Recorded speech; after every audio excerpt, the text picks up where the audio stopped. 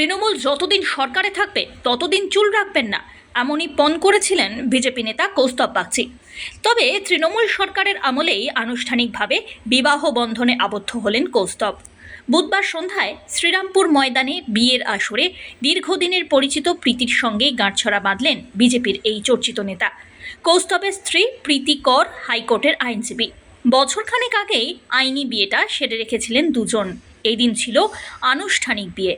ধুতি, পাঞ্জাবি, মালা বদল থেকে শুরু করে বিয়ের আচার অনুষ্ঠান, কৌস্তবকে পাওয়া গিয়েছিল সবকিছুতেই বেশ ফুরফুরে মেজাজেই।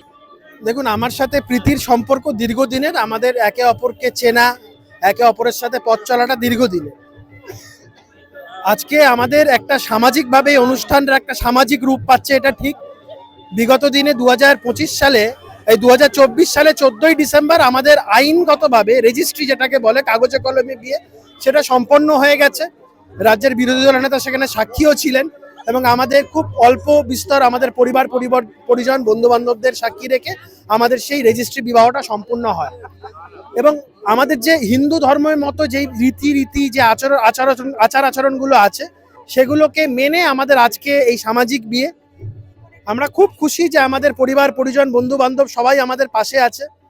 ইতিমধ্যে অনেকেই অভিনন্দন জানিয়েছেন রাজনৈতিক জগতের, আমাদের আইনের জগতের বহু মানুষজন। আমরা সবার কাছে কৃতজ্ঞ, সবার কাছে প্রার্থনা করব, সবার কাছে করজোড়ে অনুরোধ করব আমাদের জন্য যেন তারা এটা প্রার্থনা করে যাতে আগামী দিন আমরা খুব ভালোভাবে থাকতে পারি।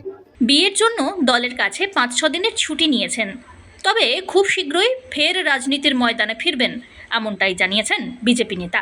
তাঁর কথায় 2026 সালে বিজেপিকে ক্ষমতায় আনতেই হবে, তাই এখন আমোদ প্রমোদের খুব বেশি সময় নেই। প্রীতির প্রতি আমি অত্যন্ত কৃতজ্ঞ, কারণ আমার জীবনের অন্যতম কঠিনতম সিদ্ধান্তগুলো নেওয়ার সময় আমার পাশে ছিল। যেমন 2023 সালে মার্চ মাসে যখন আমি গ্রেপ্তার হই, এবং গ্রেপ্তার হওয়ার পরে যেমন একটা কঠিন সিদ্ধান্ত নিই যে সরকারের পতন না হওয়া অবধি আমি মাথায় চুল গজাবো না। এই সিদ্ধান্তে আমার মা, বাবা এবং আমার খুব কাছের বন্ধু বান্ধব তারা যেমন পাশে ছিলেন, প্রীতি একইভাবে দৃঢ়ভাবে আমার পাশে ছিলেন। এবং প্রীতি হচ্ছে সেই ব্যক্তি যাকে প্রথম আমি আমার এই সিদ্ধান্তের কথা বলি।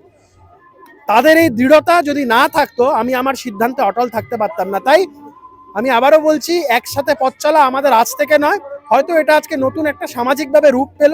সবাই আপনারা ভগবানের কাছে, ঈশ্বরের কাছে প্রার্থনা করবেন যাতে আমরা ভালো থাকতে পারি। জীবনের এক নতুন অধ্যায় শুরু করলেন প্রীতি আর কৌস্তব। এই নতুন ইনিংসে নতুন চিন্তাধারার সঙ্গে কৌস্তব আরও নতুন কোনো পণ করেন কিনা তা এখন সময় বলবে। Bureau report.